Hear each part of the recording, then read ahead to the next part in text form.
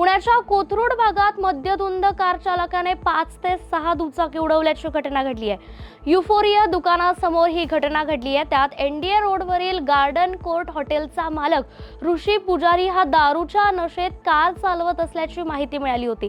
सुदैवाने अपघातात कोणतीही जीवितहानी झाली नाहीये, मात्र अपघातानंतर कार चालकाने तेथून पळ काढलाय। या प्रकरणी अलंकार पोलीस स्टेशन येथे तक्रार दाखल केल्याची माहिती युफोरिया दुकानाच्या मालकाने दिली आहे।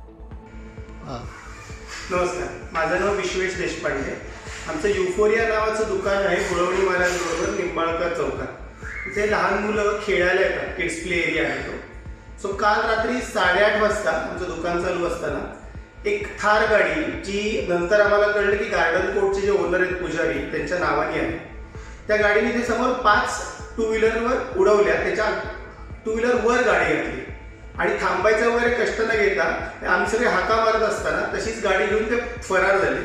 त्याच्यानंतर आत्ता आम्ही जेव्हा कॉन्टॅक्ट केला, त्यांना कॉन्टॅक्ट करायचा प्रयत्न केला, तो पहिल्यांदा फोन उचलले नाही, नंतर फोन उचलल्यानंतर तो ड्रायव्हर आहे, आम्ही नव्हतोच, अशा प्रकारची उत्तरं देत आहेत। त्याच्या गाडीच्या सर्व काचा काळ्या केलेल्या होत्या आणि त्याच्यानंतर जेव्हा ते इथे आले त्याच्यानंतर प्रत्येक माणूस त्यांच्यात तो ड्रायव्हरचं नाव वेगवेगळं सांगत होता।